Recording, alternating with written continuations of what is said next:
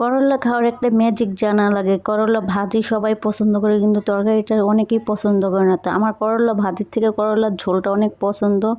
এটা আমার মা অনেক সুন্দর করে রান্না করে, আমার মার থেকেই রান্নাটা শিখছে। হ্যালো গাইস, কী অবস্থা? আশা করি সবাই ভালো আছেন, আমিও ভালো আছি। আজকে আমি করলার ঝোল করব। আপনারা ভাববেন যে করলার ঝোল খাওয়া যায়, করলার ঝোল তো অনেক তিতা লাগে, তাই না? কিন্তু আসলে করলার ঝোল কোনো তিতা লাগে না, একটা ম্যাজিক আছে। সেই ম্যাজিক সিস্টেম অনুযায়ী রান্না করলে কোনো তিতা লাগে না। তো প্রথমে আমি চুলাটা জ্বালিয়ে কড়াইটা বসিয়ে নিয়েছি, নিয়ে তেলটা ভালো করে গরম করে মাছ 3 পিস দিয়ে দিলাম, ভালো করে মেখে নিয়ে। যেহেতু আমি একা মানুষ, সেজন্য মাছ 3 বেলা খাবো, 3টা মাছ দিয়ে দিয়েছি। আমি তো 3 বেলায় ভাত খেতে ভালোবাসি, আমি হাবিজাবি পছন্দ করেন। যেহেতু আমার গ্যাস্ট্রিকের সমস্যা, সেজন্য আমি ভাত ছাড়া কোনো কিছুই খাই না। কোনো কিছু খেলে আমার সাথে সাথে গ্যাস্ট্রিকের সমস্যা দেখা হয়।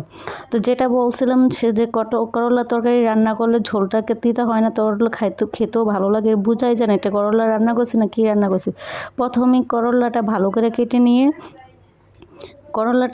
কেটে নিয়ে লবণ হলুদ দিয়ে মেখে ভালো করে আবার আধা ঘন্টা একটু মেরিনেট করে নিয়ে পানির ভিতরে হালকা একটু পানি দিয়ে মেখে তুলে তারপরে ভালো করে পরে আধা ঘন্টা পরে হাত দিয়ে ভালো করে কষলিয়ে তিতা পানিটা পালিয়ে দিবেন। বারবার 2-1 বার করে 3-4 বার করে ধোয়া দিবেন, তাহলে দেখবেন করলাটা একটুকু তিতা থাকবে না। এরকম করে একবার রান্না করে খেয়ে দেখবেন। অবশ্যই আমার কথা বলবেন যে না আপু ঠিকই বলছে। একবার খেয়ে অবশ্যই ট্রাই করে দেখবেন। তো ভালো করে করলাটা আমি ভালো করে ধুয়ে এভাবে রান্না করে আমার কাছে অনেক ভালো লাগে। যে করলা তরকারি না খায় সেও আমার কাছে আমার হাতে করলার তরকারিটা অনেক পছন্দ করে। যেহেতু আমার মার হাত থেকে রান্নাটা শিখছে, আমার মার হাতে তো অস্থির একটা রান্না হয় আমার মার হাত থেকে। তো আমি তো সেরকমভাবে রান্না করতে পারি না, তারপর আমি যেরকম রান্না করে অনেক ভালো হয়।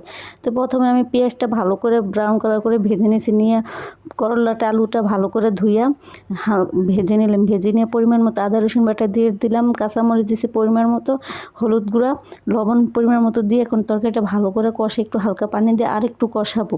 তো যাই হোক, আপনারা যখন করলাটা রান্না করবেন তখন ঢাকনা দিবেন না, ঢাকনা না দেওয়ার চেষ্টা করুন। ঢাকনা দিলে কি হয়, করলা তিতাটা থেকে যায়। কিন্তু আমি তারপর ঢাকনাটা না দিলে কি হয়, একটু সিদ্ধ হতে দেরি লাগে। আমার কাছে তারপরে তিতা লাগে না, কোনো রকমই ভাবে তিতা লাগে না। আমার করলা তরকারি অনেক পছন্দ। আর তিতা জিনিস খাওয়া শরীরের জন্য ভালো, রক্ত পরিষ্কার থাকে, শরীরে বিষ বান্ধা থাকলে চলে যায়। সেজন্য আমি মাঝে মাঝে তিতা জিনিস খাওয়ার চেষ্টা করি। কালিজিরা ভর্তা এগুলো আমি অনেক পছন্দ করি। তো প্রথমে আমার তরকারিটা কষানো ভালো করে হয়ে গেছে, এখন আমি পরিমাণ মতো ঝোল দেবো। যেহেতু আমি করলার ঝোল খাবার জন্য একটু বেশি পরিমাণভাবে ঝোল দিয়ে দিয়েছি, যাতে একটু ঝোল থাকে। করলার ঝোলই ভালো লাগে গরম ভাতের সাথে।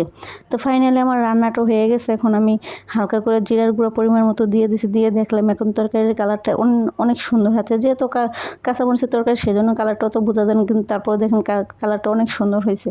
তো আমি করলা তরকারিটা এভাবেই রান্না করি, এভাবে একবার খেয়ে দেখবেন, আপনার অবশ্যই ভালো লাগবে। একটু তিতা কি ভালো বুঝবেনই না।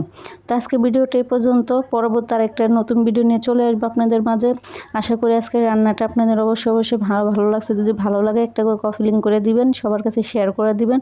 আপনাদের ভালোবাসাতে আমি সামনের দিকে আস্তে আস্তে এগিয়ে যাবো। যেহেতু আমি নতুন ইউজার, সেজন্য প্রতিদিন অ্যাক্টিভ থাকতে পারতেছেন। যেহেতু আমার মাঝখানে একটা ক্রাইসিস গেছে, এখনও যাইতেই আছে, তারপরও সামনের দিকে এগিয়ে যাওয়ার চেষ্টা করতেছি। যেহেতু থেমে থাকলে হবে না, তাই না? তো আজকে ভিডিওটা এই পর্যন্তই। আল্লাহ হাফেজ।